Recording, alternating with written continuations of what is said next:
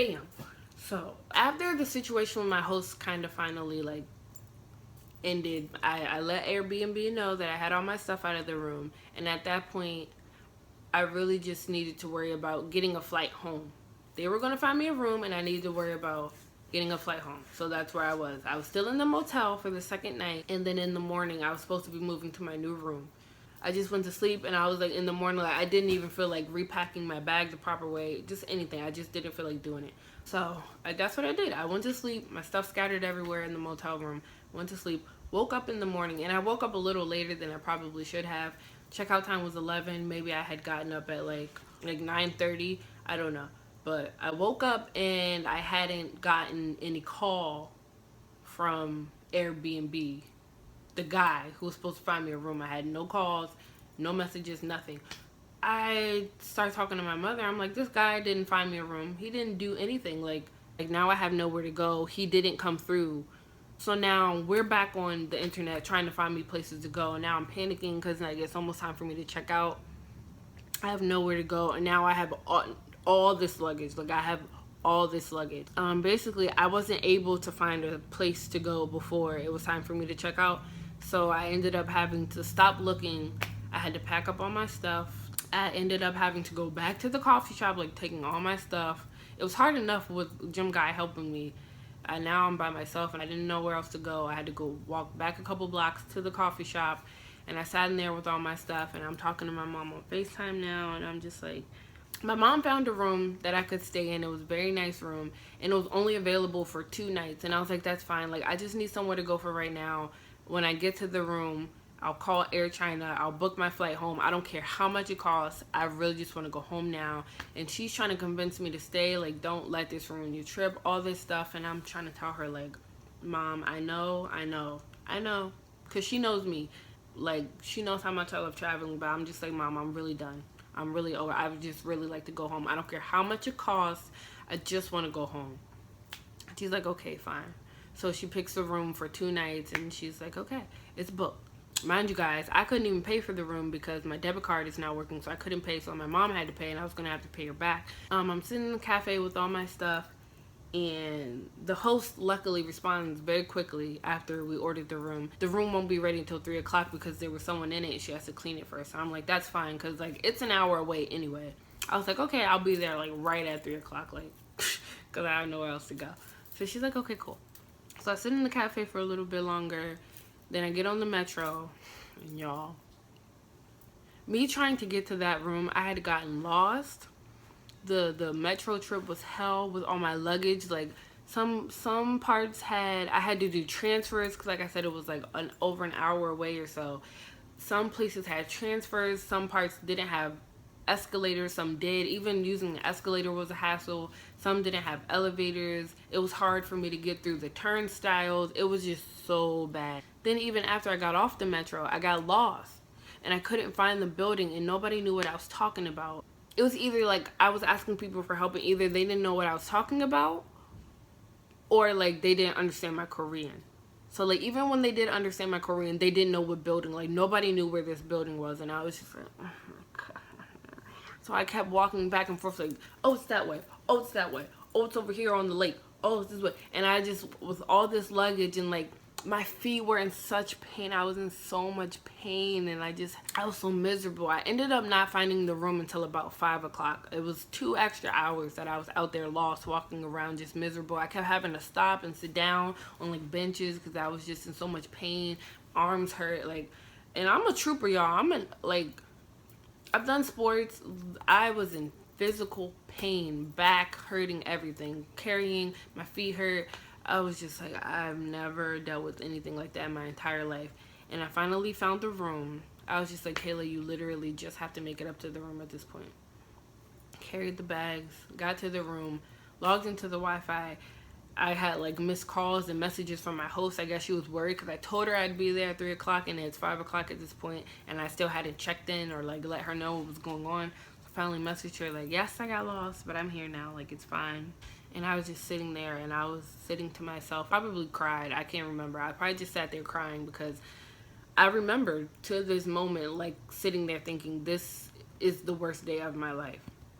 And I just felt so much hate and anger toward my host because I blamed him for everything. Like from the beginning, even before that night with the incident, I was like, he made me so uncomfortable in my room that he was just like ruining my trip to Korea in the first place. And I was just so angry. I was so angry. The only thing that made it better at this point, like, was cheering me up was that this room was so nice. It was this loft, and I'll insert the clip here. It's like this nice Korean loft, obviously very expensive. It had a park in the back, like a big old window with a view of a park. There was Latte World right there. I was like, oh my god, I'm gonna get to go to Latte World. And just the view is beautiful. There was like a little park with a trail outside around the lake, and I was like, I'm gonna go running. Like, it was very nice, and I was happy. That was like the only thing cheering me up at that point. Anyway, at this point, I still need to figure out how to get home. So I call Air China, but I have to wait. I have to wait until nighttime because the time difference between Korea and, I guess, China or wherever their office is located. When I was calling during the day, it wasn't open. I had to wait till like 12 a.m. before I could call and they would be open. So I did whatever I did that day. 12 a.m. comes, I get on the phone, I call Air China. I'm on hold for like 20 minutes, and I'm not hanging up for nothing. I'm trying to go home. I'm not hanging up. So 20 minutes go by, I'm on hold, and finally a guy answers, and I'm like, okay, I need a flight home. How much is it going to cost for me to get a flight home early? And he's just like, oh, it's going to be expensive. And I'm like, how expensive? And he's like, oh yeah, it's going to be pretty expensive. And I'm like, okay. And I'm like, okay, well, I flew into Seoul and I was supposed to leave from Busan, but now I need to leave from Seoul. How much is it going to cost for me to switch airports? Oh, it's going to be expensive. And I'm like, man, like, I'm like, sir, I need you to give me numbers. Like, I'm trying to go home. He doesn't know what I've been through. I'm like, I need you to tell me something. I need to know, like, I'm trying to buy this ticket home. I don't care if it's expensive. How much is it? And so he's like, okay, I'm going to have to look it up. Give me a number and I'll call you back. And I was like, excuse me? Like, what? I already sat on hold for 20 minutes and it's 12 a.m. No, it's not even 12 a.m. now because it's probably like 12:30. I sat on hold for so long, then talking to him. It's like 12:30. And I'm like, oh, like, and I'm not understanding why he can't just Google it or like look it up in their system and tell me, like, isn't that how it works? And I'm just like, call me back. And I'm like, fine. So I give him my phone number and I'm like, okay. And I hang up and I'm waiting and I'm waiting and I'm waiting. And he doesn't call me back. And I knew he wasn't going to call me back. I was like, oh my God. So I pick up the phone. It's probably like 1 a.m. now. And I'm like, I'm calling and I'm on hold again. Finally, this lady answers and I was like, hello. It's like, I was talking to this guy. I told him, I just want to know how much it costs to book a flight home early. And she's like, okay. Kind of, oh, goodness. Every time I talk about it, I get upset because I was like, is she giving me attitude? Like, kind of like, what's your point? Because I was like, I was talking to this guy and this is what we talked about. And she was just like, okay.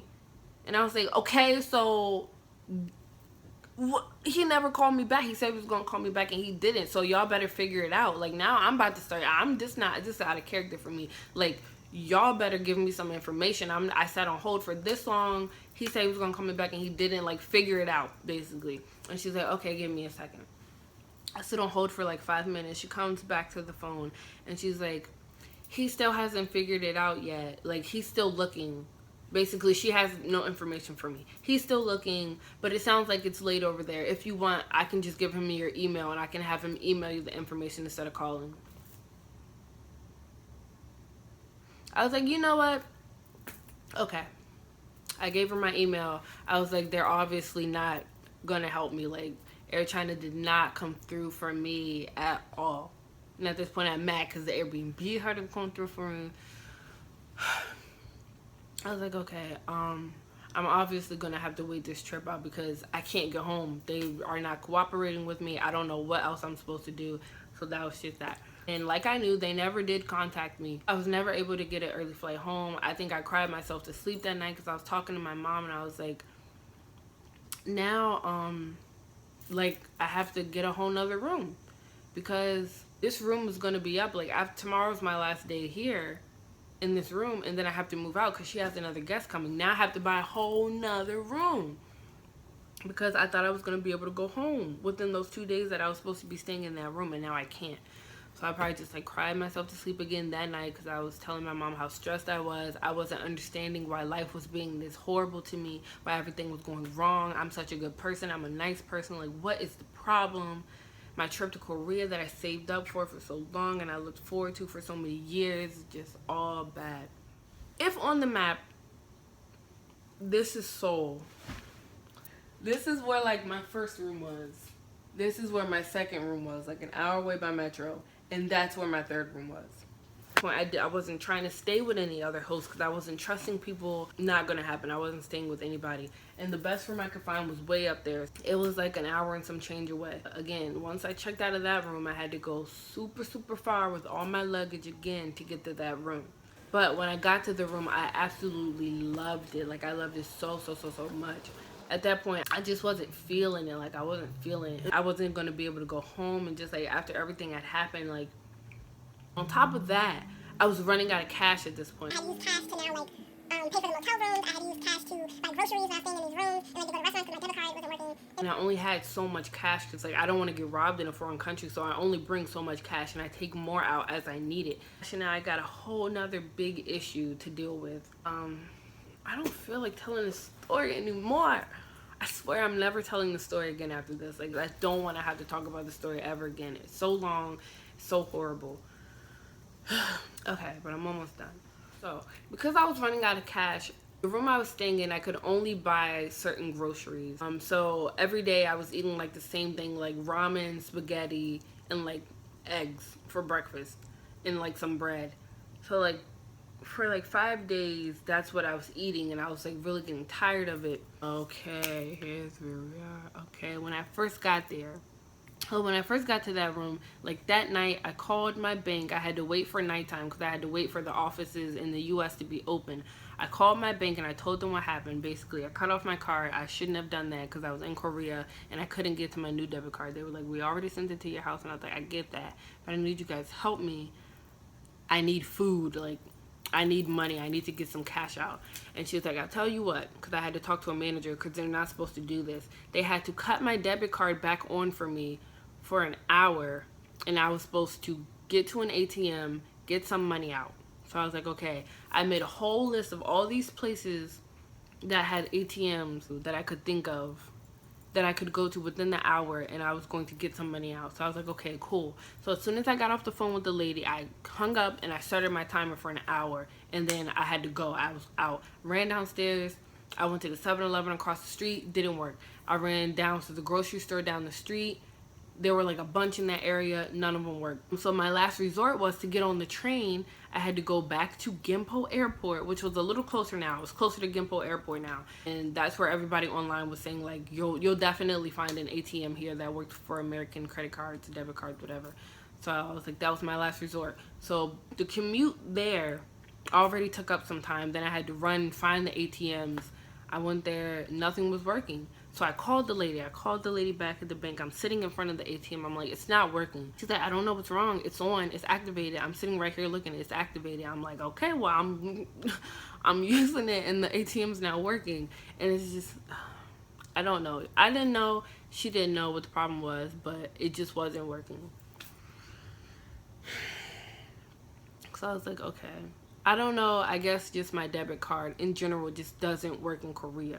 I mean, not at the ATMs at least. Like, I could buy things with the debit card, but I couldn't take money out of an ATM. So I talked to her. I said, I'm so sorry. I know you guys are not supposed to do this in the first place, but I need you guys to help me. And she's very understanding. I was just like, can you please just leave it on for one more hour for me? And I will run back, get on the metro. I'm going to ride back to my house. I'm going to go to the grocery store. And I'm going to just use my debit card to buy some groceries. That's all I'm really worried about at this point. Just having money to buy food. Like, I just need to be able to eat. And she's like, no problem, sweetheart. Like, that's fine. I'll leave it on for you for one more hour. I said, okay, thank you. Hang up the phone. Again, 60 minutes. Gotta go. Get back on the metro. I zoomed there. The way it was set up, my building was here, like 2 blocks down was a grocery store. There was a metro stop right in front of my building. There's also a metro stop right in front of the grocery store. So I got up and I came up right at the metro stop right in front of the grocery store. And when I came up the steps, I looked, and the grocery store was closed. It was too late because remember, I had to start this whole process when it was already late. It was probably like 10 o'clock at that point because it was daytime over there in the U.S. and the grocery store was closed. And when I saw that, and she was so nice enough to keep my debit card on, I felt defeated again. I was just done. I was done. I was like, now I can't eat. She cut the debit card on for me. It was bad. So I was like, oh my God. So I turned around and I like kind of like moped home, walked the 2 blocks home. And there's 7-Eleven across the street from my building. So I go into 7-Eleven, I pick up a couple things. I don't get too many things because I know, like, I don't know what's going to happen with this debit card. I take it up to the cashier, put the stuff down, he rings me up, I give him the debit card, and wouldn't you know, it didn't work. So at that point, I was just like, I'm sorry.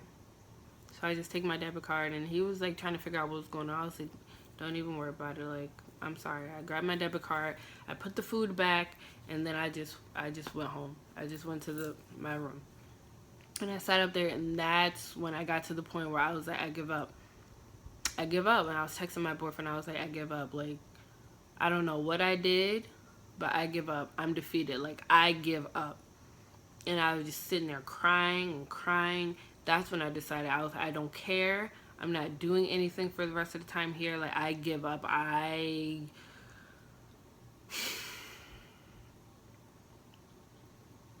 Yeah, I was like, I don't want to do anything for the rest of my time here. I literally would just want to sit in this room and just hope that the days go by quickly. I got 10 more days, then I got to go to Busan, and then I can just go home. And I don't want to do anything. And he was telling me, like, don't do that. You're okay. You're stronger than all this stuff. I was like, nope. Nope. Don't care. Don't care. I don't care. And so, yeah, it was just bad. So a couple of days went by, and I did just that. Like, I didn't leave the room. Like, I would just sit in my room, and, like, I would talk to him. I would talk to my mom and my sister. Probably just, like, watch YouTube videos or, like, movies. So I was over Korean at that point. I was like, I'm never coming back to Korea. I don't want to learn Korean anymore. Because I didn't want to spend any extra money on the metro. I wasn't going out exploring, and I was just, like, so depressed. I canceled one of my rooms in Busan. I was like, I'm literally going to get to Busan, stay in the room I'm supposed to stay in, and then leave. Like, I really wanted to just be done with the trip. So I just sat in that room for a few days and didn't leave the room, didn't go exploring anymore, so just nothing. I just sat in there. I wasn't posting on social media, I don't think. It was just a lot of crying involved, a lot of depression involved. It was just really bad. Really, really, really, really bad. I had stopped doing vlogs at that point. I wasn't posting anymore. I still had a lot of footage that I was supposed to be using, but yeah, I wasn't going to do anything with it. Yeah, a couple days went by, and my mom contacted me, and she's like, I came up with an idea. She's like, I'm going to send you some money through Western Union. I didn't know what that was. I'd never heard of it, but yeah, basically she found out a way to wire me some money. I tried to use like Apple Pay and everything, and like it turns out my bank didn't work. When I tell you guys, I was trying everything. Since the beginning of this trip, I was trying to make my situation better every step of the way, and every time I had an idea, it just wouldn't work. So my mom finally was like, Western Union. I was like, oh, okay, cool. She's like, I sent you the money already. Like, all you got to do is find a bank that uses Western Union. You can go pick it up. So I was like, okay. So I look up all these places. I think it was like a Friday maybe or a Saturday. And of course, they were all the places were closed at. So I was like, and I texted her. And I was just talking to her when I recorded this the first time. And I was like, do you remember? Because I texted her when I saw that they were all closed, all the places were closed. I just busted out laughing. And I think, like, mentally at that point, I was delirious. Like, it was so bad that I like, lost my mind. And, like, nobody will really understand probably because I'm sitting here telling the story with a smile on my face. But I really, like, lost my mind. And I was just sitting there, like, I'm going to need a psychiatrist when I get back. Basically, this trip has done so much damage to me mentally, emotionally, like the breakup, just like everything going on in my life right now. I'm gonna need a psychiatrist when I get back. Like, I was not okay mentally at that point.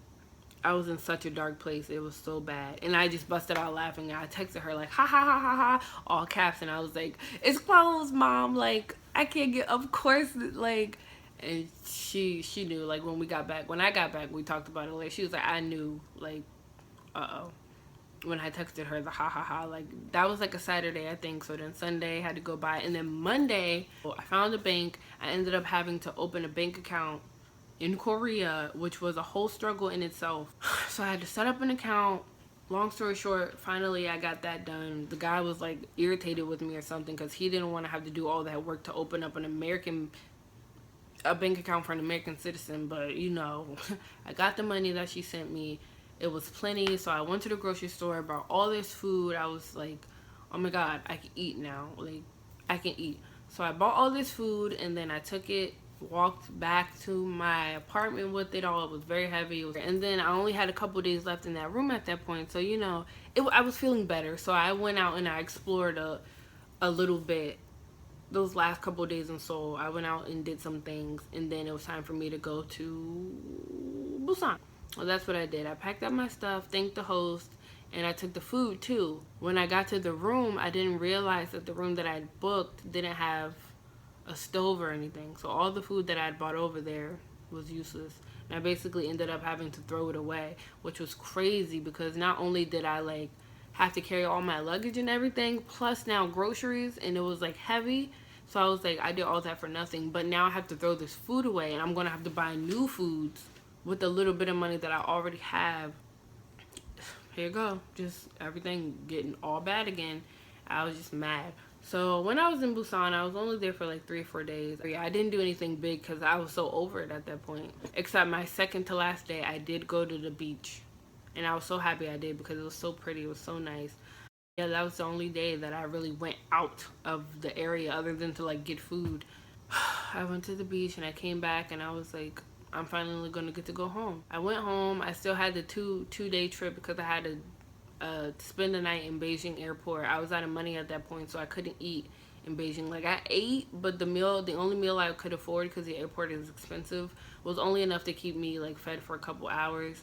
And so I basically like I was really really really hungry in the airport, so bad, and I just didn't have any more money. I was like out of money. So I survived the plane ride, and then I got home, and then I went out to the pickup area with all my stuff, and finally my mom pulled up, and she just kind of stood out. She got out the car and she looked at me and she just kind of like, hey Pooh, like that's what she called me. She's like, hey Pooh, you okay?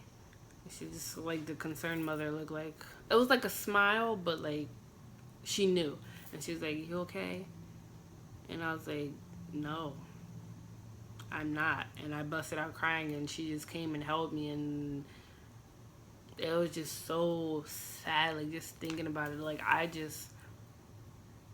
really didn't know. I was just thinking, like, while on that trip in the last room in Seoul that I was staying in, I was like, is this where people are when they are like suicidal? Like, I was in such a dark, when I tell you guys I was in such a dark place. I never had like suicidal thoughts, but I was just like I don't know, I just couldn't imagine the feeling that I was feeling being any worse. And I was like, I'm not even at a point where I want to die. So for people to want to kill themselves, it has to be just so bad. I just feeling so bad.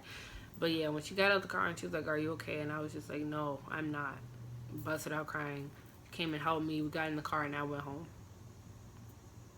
And that was Korea. Now, in that moment, that wasn't like the last of my struggles because I still had to deal with stuff when I got home.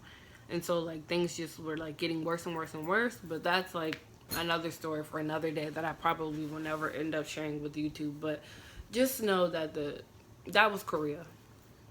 That was my trip to Korea. When I got back, of course, I wasn't telling people that. When they asked me how Korea was, I was just like, it was cool.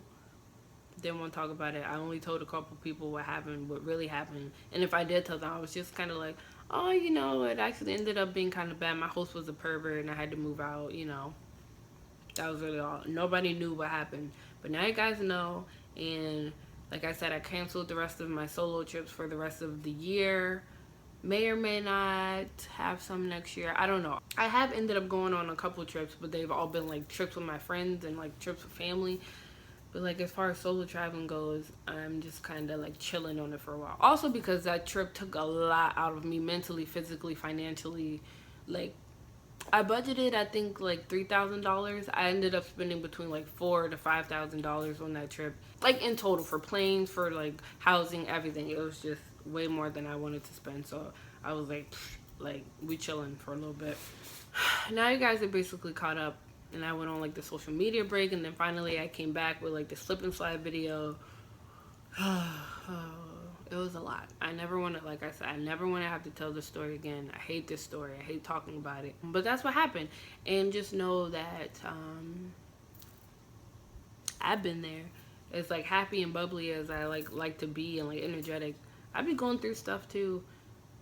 And I'm just saying, like, it's not going to stop me from traveling. I know that there are things that I have to do differently now in the future in order to avoid situations like this, like not cutting off my debit card, not staying with a man, taking X amount of cash, just things like that. I learned a lot from that trip.